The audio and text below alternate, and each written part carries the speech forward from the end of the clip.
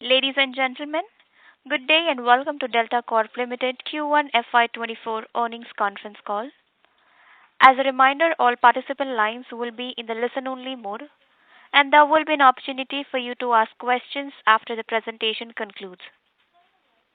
Should you need assistance during the conference call, please signal an operator by pressing star then zero on your touchtone phone. Please note that this conference is being recorded. I now hand the conference over to Mr. Alpesh Thakkar from Antique Stock Broking Limited. Thank you, and over to you, sir. Thank you, Seema. Hello, everyone, and welcome to first quarter FY24 investor conference call of Delta Corp Limited. Today, we have with us the management of Delta Corp, represented by Mr. Ashish Kapadia, Managing Director of the company, Mr. Hardik Devar, Chief Financial Officer, and Mr. Manoj Jain, Senior VP Commercial. The format of the discussion would be a brief opening remarks by the management, followed by Q&A session. Without much ado, let me hand over the call to management. Over to you, sir. Good evening, everybody. Hardik here. Thank you, everyone, for joining this call. Most of you would have obviously seen the results and the numbers, and I am very happy to report that the trend that we had set in the last financial year, where we achieved milestones, has continued in the first quarter also, where for the first time we have reported these kinds of numbers where we have crossed 335 crores. So roughly 338 crores is the revenue that we have reported for the quarter, which is the highest ever revenue for a particular quarter ever. And similarly, our EBITDA margins and our net profit margins also stand, or numbers as well as the margin stands at almost where we were at the highest at any point of time.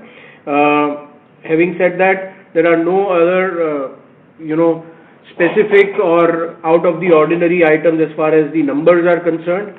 Yes, we all know there have been developments, and I'm sure a lot of people have a lot of questions. So I'm not going to, waste or take much of time on the introduction. The numbers are very good. The numbers are good because they are backed by very strong footfalls and visitations happening into Goa.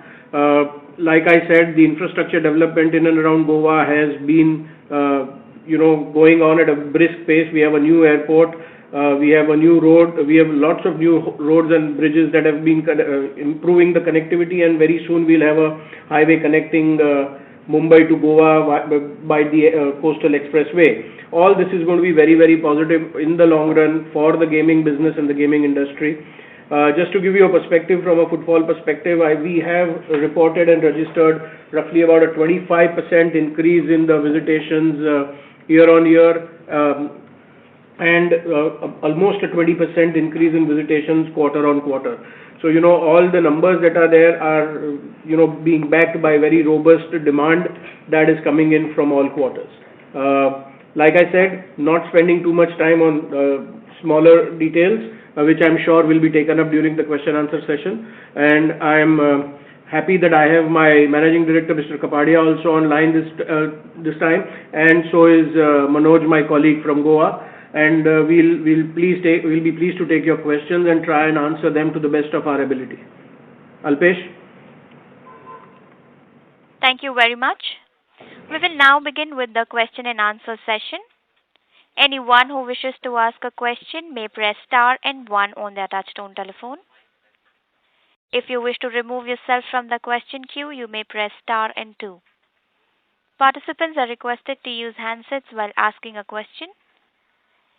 Ladies and gentlemen, we will wait for a moment while the question queue assembles.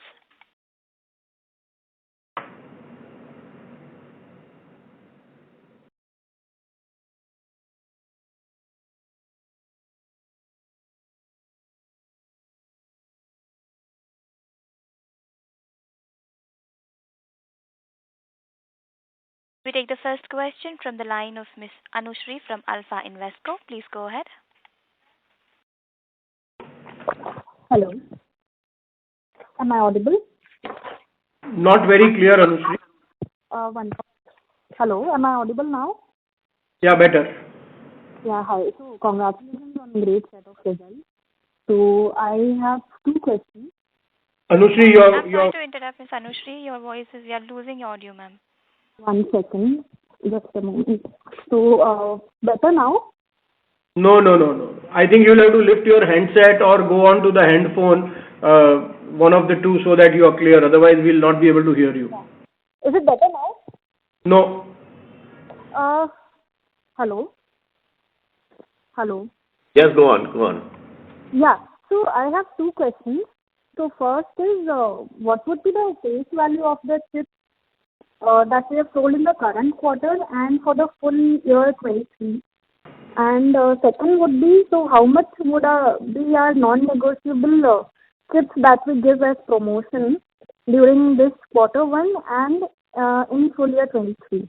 So these are the two questions. So, Anushri, your question, as I understand correct, is you want to know what is the face value of the chips sold in the current quarter and what we did last year, and what is the non-negotiable chips that we give out. Yeah. So I think, let me first tell you, I think your question is stemming out from the fact that the GST Council has proposed a certain mechanism on which they want to apply the GST. Just like I had said yesterday in my televised interaction with the media as well, it is not very clear as to what methodology exactly are they going to propose. The fine print is yet to be out. What do they mean by the face value of the chips? How they want us to calculate it? All those things are something that they will have to tell us before anything can be implemented. So I don't think any law is getting implemented in a hurry. While yes, there is a meeting on the 2nd and the 3rd of August where they are trying to formulate and set out the rules, but we are not very sure. It's a virtual meeting, so we are not very sure what is going to come out of that meeting. So it is very difficult for us to, now tell you any of this information, because honestly speaking, that exchange, and I used the word exchange yesterday, and again I am saying the exchange of chips for currency is not a sale as far as we are concerned, and therefore we have never recorded that as a transaction in our books, so it will be very, very difficult to tell you that data at this point of time. Okay, and on the second question, the promotional chips that we give? So basically what we give out as the part of our entry packages is something that we normally do, and typically on a quarterly basis we do a gate receipt of roughly about 30 odd crores. So basically, Manoj, of that 30 odd crore entry, how much can we attribute towards the OTPCs, if at all, in terms of some notional value? Yeah, so I'll just correct Hardik. So what happens is, as part of our F&B packages to enter into the casino, there are no chips are being given. Okay, the promotional chips is a one-time offer which is being offered to every single walk-in who comes into the casino. So we charge 500 rupees and give them 1500 rupees worth of non-neg chips, which basically comes to around 4 odd crore rupees per month, which is basically 12 crore rupees in a quarter. So that's what basically we do operational in Goa. Okay. Yeah? Yeah, fine. Okay. Yeah. And obviously 1/3 of the value is being collected in cash. Mm-hmm. Yeah. Okay, yeah. Thanks. Thank you. We take the next question from the line of Nitin Kamath from Zerodha. Please go ahead.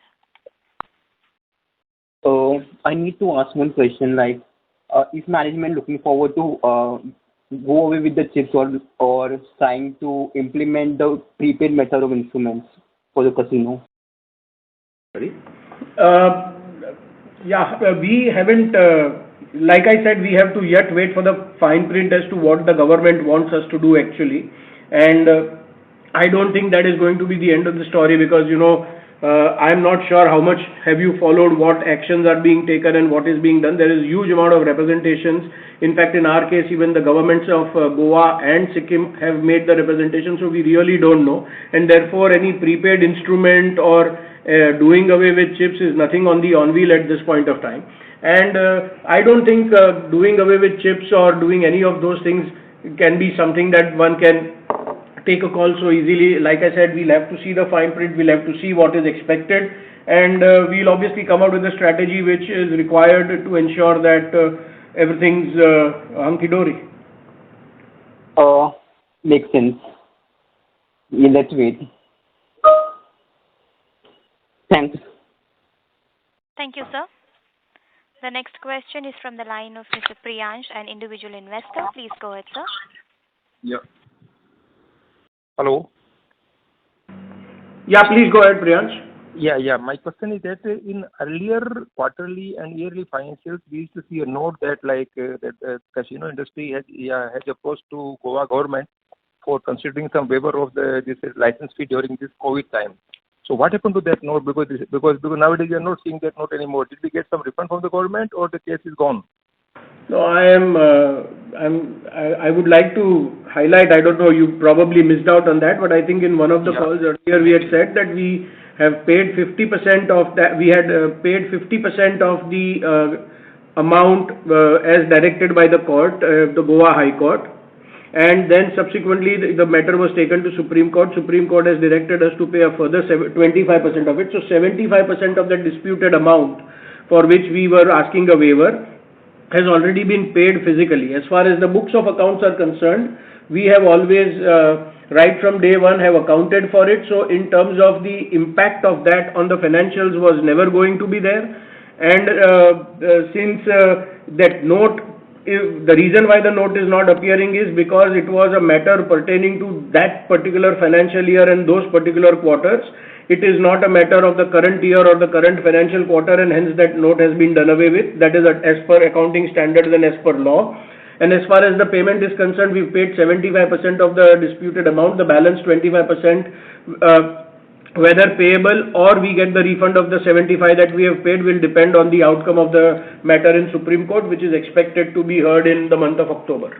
But that 25% is also debited to our books of accounts. So how much is the amount of that? We had debited the entire 100% for the whatever was due in March in the financial year 20 and 21. Everything was debited. The amount aggregated to that had been debited to the P&L was about 96 crores, and against that 96 crores we had provided for the entire expense as if it is paid. As far as the books were concerned, the cash flow had not happened. Now, like I explained, 75% of that 96 crores has also been paid out. 25% whether to be paid or 75% that we have paid, we get a refund, will depend on the outcome of the Supreme Court. So means 24 crore is excess like provision we have. That's it. Sorry. 24 crore, 25% of 96 crore means 24 crore is excess provision we have. Yeah, there is no excess provision. If the liability doesn't materialize. No. If the liability is going to come, it will come for the entire 100%, and we'll have to pay the 24% which we have not paid. So then the books, we have already provided 100% and we would have paid 100%. If the liability doesn't come, then I will get the refund in cash from the courts and I will reverse the entire 95 crores in my books. So the provision, if it is excess, it is entirely excess of 95 crores, and if we have to pay only 25 crores, whereas not impacting the books of accounts because the provision already stays there. No, so you mean to say that the decision of the court will come either this waiver should be complete or there should be no waiver. There can't be any decision. That I can't comment. If the court may come up with a via media answer saying that okay, we give you 50% waiver, we give you 25% waiver, we don't know that. Okay. What we have asked for is a 100% waiver. Very good. The second thing regarding this ongoing this GST matter, suppose for example government doesn't buzz and whatever they propose it happens, then what is likely going to be impact on our operation? Means I mean to say that what is the quality or not quality, what is the tier of the customer? Like are they elite customer or are they for example middle class or whatever service like? First of all, it is very, very premature to try and think about what if the government did this and what if the government did that. So I think to try and paint a picture of any scenario, unless we know clearly what the government is looking at and what the government wants us to do, it will be very premature, and trying to give any scenario would probably paint a wrong picture. That's my view. Ashish, what would you like to say there? Yeah, I agree. I think we need to wait till Tuesday, Wednesday. There's another council meeting that's been planned. Although the agenda has not come out, so we don't know what exactly they're going to be discussing there. Having said that, we all assume and presume it's going to be around the online and casino taxation and method of taxation. So I think let's just wait and watch. I think there are a lot of representations that have been made from the online fraternity, from the casinos, from the governments, from investors. So I think better sense should prevail. I think let's wait and watch rather than speculate. We are also hopeful, but since we are on the line now, so it's an opportunity to ask you people. So I'm just requesting Mr. Kapadia that suppose status quo remains, then what is the for example that in terms of our customer this for example income group. So what is the likely impact? That's what we had an estimate. We are saying nothing more. No, see, we can't speculate at all at this moment of time, because what the GST Council has come about is just come out with a statement saying that GST should be levied on chips sold. Now, what does chips sold mean? Return of chips, not return of chips? Can we adjust all the return of chips? So I think let the fine print come out. Just by I think everyone is just over speculating. Having said that, whatever the rule that may come about is fine. I think the industry will find a proper manner in which to solve this problem. So I think let's wait and watch. Okay, and then one thing. Sorry to interrupt you, Mr. Priyansh. May we request you to join the question queue, sir, as we have several participants waiting for their turn. Okay. Thank you. Before we move on to the next question, a reminder to all the participants: anyone who wishes to ask a question may press star and 1 on the touchtone phone. The next question is from the line of Mr. Akshay from Nirzar Securities. Please go ahead, sir. Thank you for taking my question, sir, and congratulations on a very good set of numbers. Sir, do we have any update really on the environmental clearance which we might have got for the Goa resort, which we are coming for?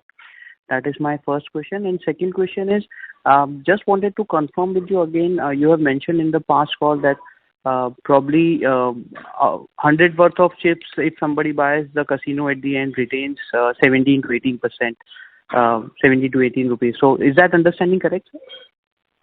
So typically what happens is the margin of the casino business is effectively anywhere between 19 to 22%. Yes. So in that sense of the term, if you were to put it just simply mathematically, on every 100 rupee, 20 rupee is what the casino earns. That is your understanding, which is the correct understanding. With regards to the MOEF clearance and everything, I think the paper that work is currently on. But we are obviously waiting for the air around the whole GST and everything to get clear before trying to commit any more serious capital anywhere. All right, sir. Thank you so much, and wish you all the very best. Thank you. Thank you. The next question is from the line of Anupama Prakash from Arihant Capital. Please go ahead. First of all, congratulations for the great numbers. So my first question is, can you refresh on your current capex plans and new vessel status? And the next question is dry dock. I suppose I didn't follow it last quarter. I suppose it was supposed to happen last quarter. So it's done. And what is the next schedule for dry docking? The dry dock did happen last quarter, and that is why if you see the numbers in the last quarter, we had a 214 crore number as against 270 crores in the previous quarter, and I had made a statement saying that because of loss of almost 1 month of operations is where we lost out on the revenue. So the dry dock did happen. Now the next schedule is after 5 years for the big vessel, which is Deltin Royale. We may have our smaller vessel Deltin Jack, which would go for a dry dock in the current financial year. But I think from a revenue perspective, the loss of revenue will not be as high, or it will not be impacting the P&L or the revenue as was the case in case of Deltin Royale. The cost of the dry dock again for Deltin Jack would be about 6-7 crores. And once done this year, it will again go 5 years thereafter. So that is as regards the dry dock situation is concerned. On the new vessel plan, Ashish, would you want to add?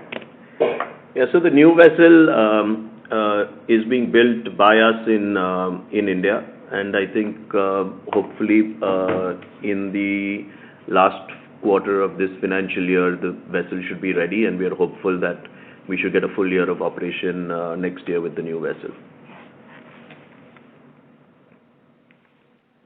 I think you wanted to know how much additional we need to spend on the vessel, or what was your question? Hello? So the participant's line is disconnected. We move on to the next question from the line of Mr. Rishikesh from Robo Capital. Please go ahead, sir. Yeah, hi. Thank you for the opportunity. Am I audible? Yes, please. Okay. Hi. So my first question is with respect to the EBITDA margins. So can you broadly indicate what would be the EBITDA margins after the new, the tax on full value is applicable? So I just mentioned to one of the other callers that, we are trying to paint a picture on basis of certain hypotheses, and it's an hypothetical situation that is being put forth at this point of time. Till there is clarity on rules, till there is clarity on what is expected, to paint any picture is going to be a completely wrong thing. Okay, no problem. And so, secondly, on the Daman case, any update on Daman case? When is the next hearing? Yeah. The hearing, there was the matter was up today on board, but it didn't come up. So the next date of hearing is, I think, 3rd of August, which it's there for final hearing. So we are hopeful on 3rd of August the matter will be heard. So the Bombay High Court basically hears final hearing matters only on Thursday and Friday, and today, because of the weather, I think the court closed a little earlier than usual, and because I believe the red alert in Mumbai is continuing for tomorrow as well, therefore the court is not taking up any matters other than what they heard or part heard today, and therefore our matter, the order is also already out that it's been shifted to 3rd August, and we will be on the board. We'll be probably first or second on the board itself. Okay, no problem. Thank you. Thank you, sir. A reminder to all the participants, if you wish to ask a question, you may please press star and 1 on your touchtone phone. We take the next question from the line of Mr. Chirag Shah from Nidara Capital. Please go ahead, sir. Yeah, good evening, sir. Can you hear me? Yes, we can hear you. So I had a request. So whenever we get clarity on this GST matter, is it possible for you all to have a call for the investors, so we don't have to wait for the next quarter, to get a clarity, because so many rumors fly across. So this is just a request that whenever you all have some clarity, positive or negative impact on the company, I think your request is, it's not an unfair ask at all, and we'll be more than happy to come and clarify whatever the situation is as and when we get that clarity. Great. And so one question, or again, it's a thought. As I understand that you mentioned to many of the the shareholders or the people on the call that you're not exactly sure of the impact. But have you all thought of a worst case scenario and how you all will deal with it? See, again, Chirag, you're asking the same question, putting it in a slightly different way, in a slightly better way, so to say. If you all would have, some level of, some plan that you all would also surely formulated by now. That's what I'm asking. Understand where you're coming from. I think, we, this business over the last, several years, we faced several difficulties. Taxes have gone up from 15% to 28%. We've lived with it. I think the industry will find innovative ways. We'll see what competition does. And I'm sure that we do have a lot of, we definitely understand how to, sort this mess out. But till we really know exactly what the government wants us to do, whether it's, on sale of chips or not on sale of chips or what, it's very difficult to exactly tell you, what all we've thought of. We've thought of all permutations, combinations of what the government could come up with. We, for the last week, 10 days, that's all we've been thinking about, and I think we'll all find solution. I don't think there's, I think it's being made out to be larger than what it is. And please appreciate, Chirag, there are a lot of legal issues around it. If government comes and tells us certain things in law, whether that is good or not, it is definitely bound to be challenged at multiple levels. So it's not as easy, and therefore to try and contemplate and, it is like putting the cart before the horse. Sure, fair enough. So I understand what you're saying. I think maybe the first request what I gave would also help us, because like you're saying, there are so many complications involved. I request you whenever it's possible to have a call, even if it's an unscheduled call, to update us. Of course, we will do that. Thank you so much, sir. Thank you. We take the next question from the line of Mr. Yash Dantewadi from Dante Equity Research. Please go ahead, sir. Mr. Yash, your line is in talk mode, sir. The line for Mr. Yash seems to be disconnected. We move on to the next question from the line of Mr. Sandeep from Mature Industries Limited. Please go ahead, sir. Yeah. Am I audible? Yes. Mostly you have already replied about the GST issue. I just wanted to know, whether you expect any clarity in the coming second of this meeting, or it may take more time to get clarification. No, I think, in the last meeting, they had clarified on certain aspects. I think there's been a lot of, representations from all quarters.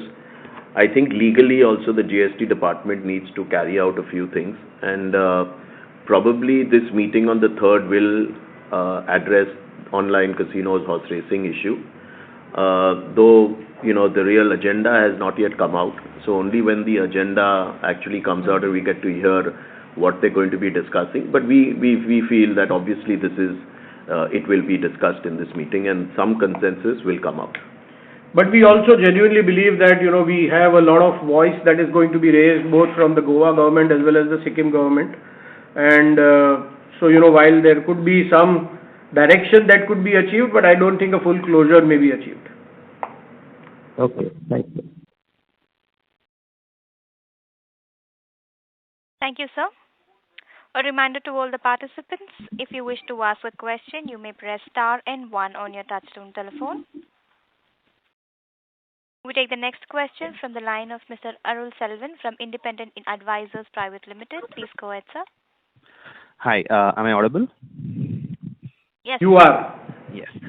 First of all, congratulations. I think it was a solid set of numbers that you've delivered for this quarter. I just had a couple of quick questions.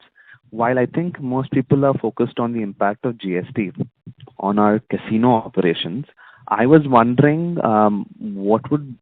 again, I wouldn't want to put it as what would be the impact of the GST laws, but I was just wondering if there is any impact on our IPO plans right now for the online gaming unit.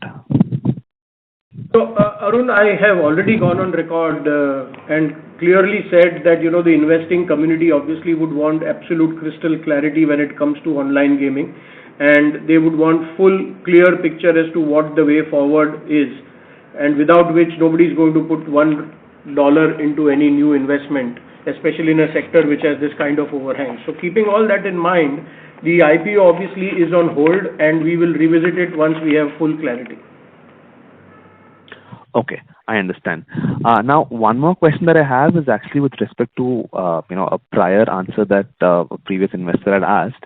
I think this is regarding the whole further investments in our integrated gambling resort project. So, if I am to understand your answer correctly, are you re-evaluating, your decision to invest further depending upon the macroeconomic scenarios after all? So while I will let Ashish take the answer in detail, but to begin with, we are definitely going to, assess the situation completely before we take any step in the direction of a large capital allocation. We were always going to do the project in phases. So we'll obviously plan it a little better given the current situation. But yeah, I'll let Ashish take that. I think Hardik's answered it. If there's anything particular, happy to answer. Okay. How much money have we already spent so far on the integrated gambling project resort? So So, what we've obviously invested into the land, and, that we had invested a while ago. I think it was totaling around 125-30 crores that we spent on the land. Over and above that, obviously, there are some permissions. You need to get sanads and some stuff like that to actually get your land into a position where you can develop it. Mm-hmm. So that's the payment that you make to the government, but that's only enhancing the value of the land. So if I were to sum it up, I think what we have done till date is only enhanced value of the land, and the value is obviously appreciated considerably, considering it's a great parcel of land just opposite the new airport. With regards to what we spent on the project, I think it's pretty minuscule. We've only spent on consultancy and stuff like that. We've really not spent any money into the project as a which is basically wasteful expenditure. Everything has gone into the land and its development, and that's obviously just taking up the value of the land also. Right, and the environment clearance is still pending, right, from the government? The environment clearance is a process, because obviously till such time that comes, you can't start construction. We'll wait for that and we'll keep it. But like Hardik said, obviously, in this day and age, there are a lot of other things to handle and tackle. Until such time that there's total clarity, things are, obviously slightly on the back foot and the back burner, but we'll revisit it only when the time is right. Perfect. That makes sense. Any rough timeline as to when the environment clearance is expected to come? The investment clearance can come, it goes, the environment clearance, basically there are two steps that happen. I think one step has happened. It's moving from the first, the first step to the second step. The second step is probably a formality which needs to get okayed by some government office, and I think it can come any day. It's almost done, so it's just a matter of weeks. But with this environment, even with the environment clearance, whether we will need the overall environment to be cleared rather than the environment clearance coming in. The environment clearance will definitely come before that. All right. Thank you very much, and all the best for you. Thank you, sir. The next question is from the line of Mr. Siddhant Agarwal, an individual investor. Please go ahead, sir.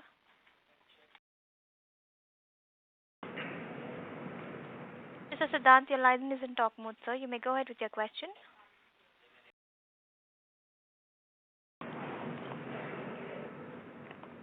Mr. Siddhant, your line is in talk mode, sir. Please go ahead with your question. As there is no response, we move on to the next question from the line of Mr. Prateek Shetty. Please go ahead, sir. Hi, thanks for the opportunity. Am I audible? Yes. Okay. So last week I came across a news article which, without naming any company, said that GST, there was around 10,000 crores of GST notice sent to casinos in Goa. Can you just clarify if we have received any kind of notice in the recent past on this? No, we've not received anything of this nature. Also, please read the article well. It is talking about somebody claiming wrong input credits and charging 18% instead of 28%, and thereby there was some GST mismatch. So that is one. Secondly, please appreciate we are a listed entity. If there is anything of this sort, it would have to be necessarily disclosed to the stock exchange, even if I don't want to. So you have to be rest assured on those fronts. And secondly, please read the article like I said. It is talking of somebody charging 18% and claiming wrong input credits. We have gone on record at all platforms that we from 1st July 2017 have been charging 28% GST. So I think your doubt should be cleared completely. Okay, thank you.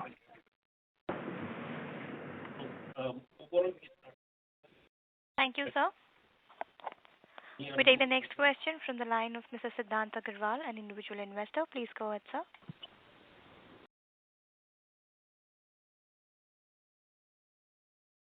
Mr. Siddhant, please go ahead with your question.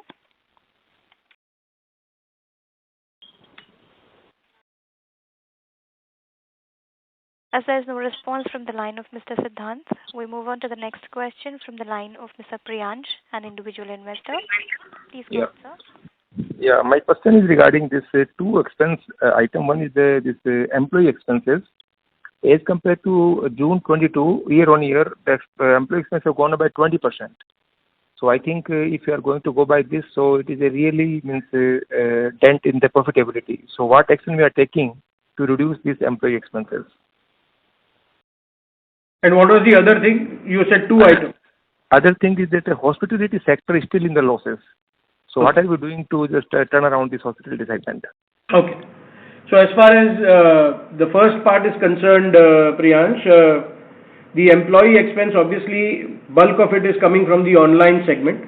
Now, there was a plan, there was a strategy that we had embarked upon, and therefore we had employed people, recruited people, and had spent money on that front. Now, with the IPO not happening in the near future, and with this all uncertainty looming over the sector, obviously all those corrective actions have already begun. And therefore we believe that the online gaming sector, which currently if you see at the segment revenue level also is slightly negative, we are hoping to turn it positive in the third quarter, by the third quarter, in terms of curtailing expenses, in terms of marketing promotions, salaries. Overall staff strength will be coming down. Plus what has also happened is that we've shifted our bulk of our operations from Gurgaon, we have shifted to Goa so that we can integrate it well with our entire setup that we have in Goa. So all in all, at a segment level as well as at the expense level, the cost will obviously start coming down, but the effect of that you will see only in the third quarter. The actions have all started and we are already on that path. Very good, sir. Just to continue this one. So you are like this profitability coming, it's a very good news. So this profitability will come because of the reduction in cost, or our revenue will also go up for the online gaming? So predominantly the cost, see today also the poker business is profitable.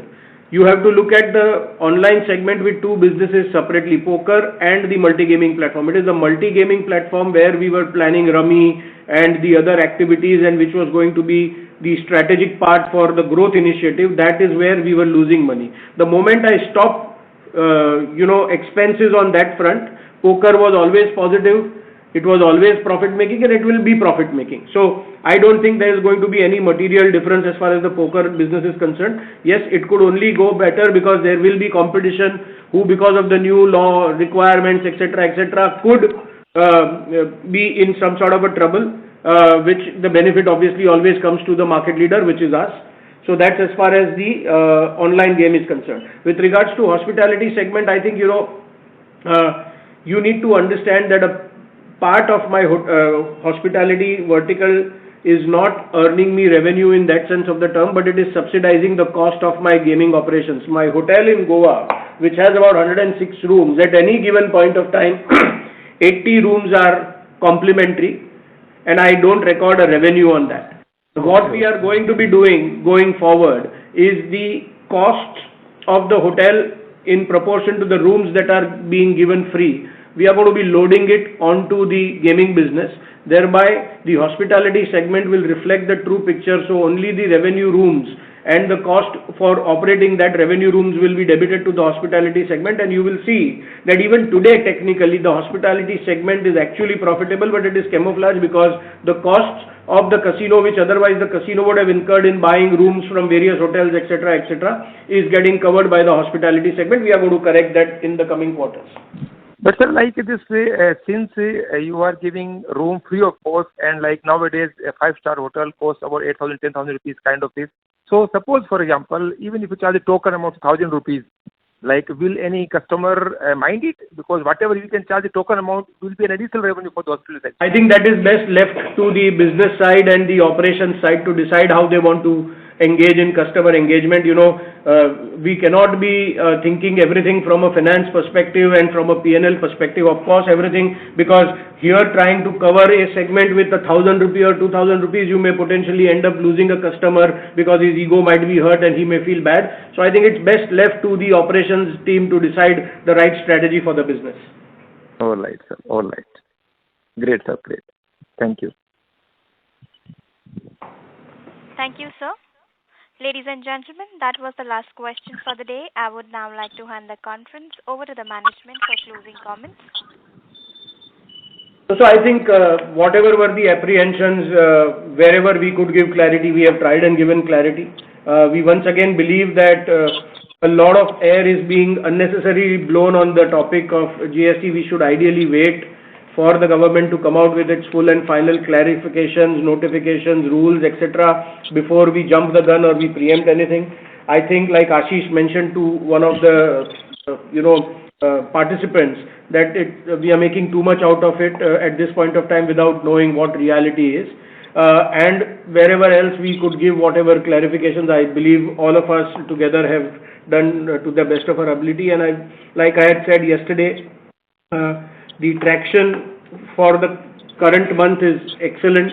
It is continuing the trend of the first quarter, and in fact, we are on trend to cross the first quarter also. So I am very, very hopeful on the overall industry and the business scenario, and we genuinely believe that this business is resilient enough and will continue to grow and keep prospering. Thank you, everyone. Thank you. On behalf of Antique Stock Broking Limited, that concludes this conference.